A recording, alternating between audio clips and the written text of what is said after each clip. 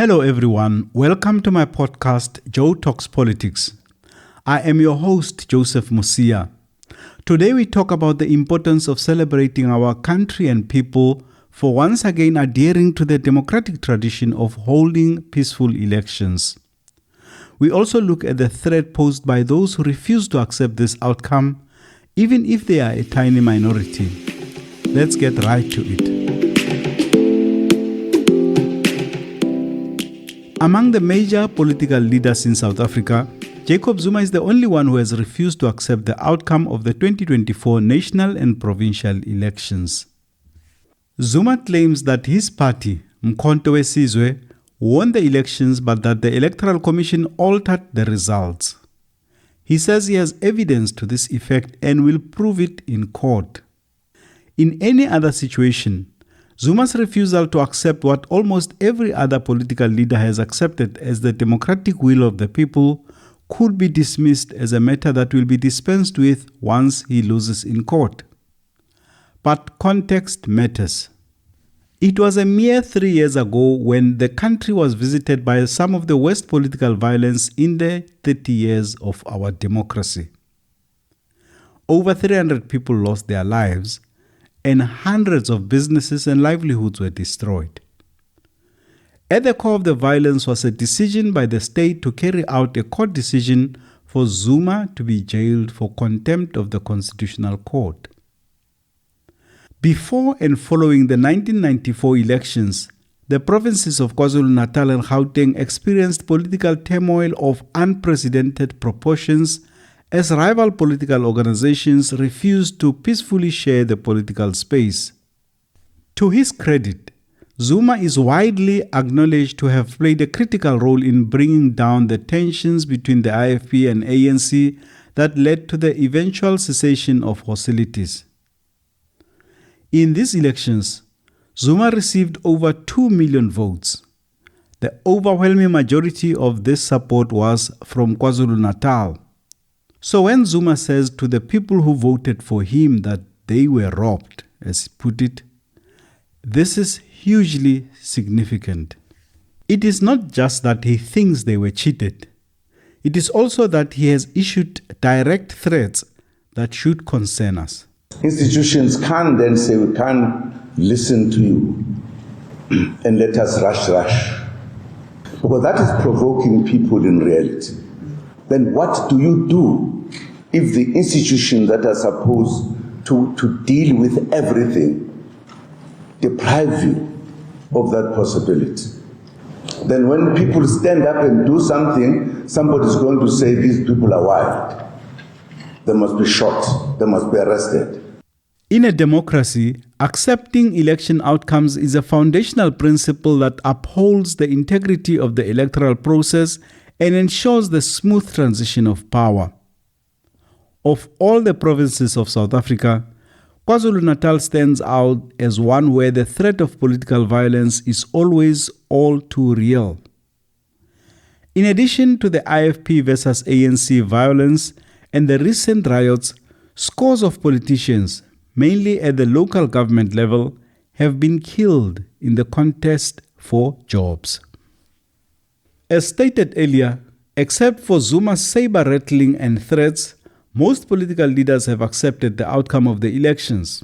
Even the ANC, which has suffered the most from the results, has accepted its fate and expressed full confidence in the conduct of the IEC. Its president, Cyril Ramaphosa. We also extend our thanks, more importantly, to the people of South Africa who turned out in their millions to vote and to affirm their confidence in democracy and in the future of our country. And those important people, the people of South Africa, we thank them, irrespective of which party they voted for. We, as the African National Congress, we thank them. Our democracy has been hugely enhanced, and the people of our country have spoken, and we accept their votes and the way they've concluded their voting. The leaders of the other major parties, John Steenhuisen of the DA and Julius Malema of the EFF, have also expressed their willingness to live with the outcome. This is, of course, not the outcome that we wanted, but it is the outcome that we must now deal with. The DA will not bury our heads in the sand. We will face up to this challenge, for that is the task of leadership. There are people who are swapping results from result slip and captured. So it's a principle we need to pursue. But when we looked at those discrepancies, that they are of no material effect. And therefore, you can't say on the basis of that, you reject the result. We accept the result. We accept the defeat. South Africa can indeed take a moment and take a bow. We have kept our proud tradition of campaigning peacefully, celebrating our victories and accepting defeat without resorting to unconstitutional means. This is especially significant when one looks at what has happened in other countries, both on the African continent and elsewhere. We all remember what happened in Kenya as recently as 2017, when that country was rocked by political violence as leaders refused to accept the outcome of the elections. In Egypt, a democratically elected government was violently removed from power when the military insisted it didn't like the fact that the people had chosen the Muslim Brotherhood led by Mohamed Morsi. Thousands of people were killed in the ensuing violence.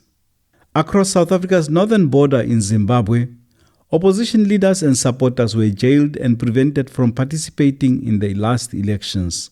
Scores of people were killed in election-related violence in the Democratic Republic of the Congo in the most recent elections and the ones before them.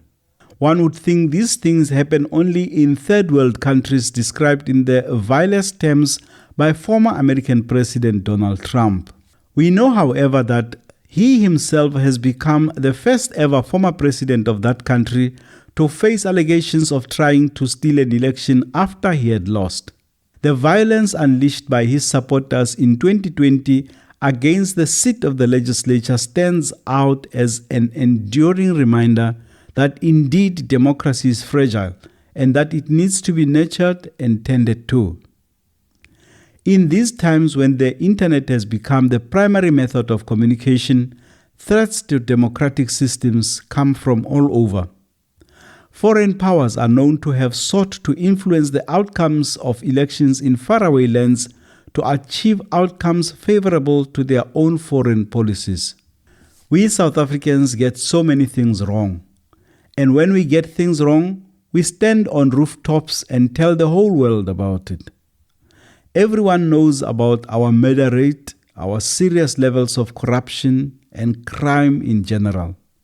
Yes, we should not try to sweep our problems under the carpet. But can we also stop and take credit for things we do right? Congratulations should go especially to our former ruling party, the ANC, for being humble enough to accept that South Africans are angry with them and have therefore decided not to continue giving them the mandate to run the country on their own. And now we look forward to the outcomes of the hard negotiations as parties try to agree on a government of national unity ahead of the election of the president on Friday. If you enjoyed this podcast, please like it and subscribe to help it grow. See you in the next one.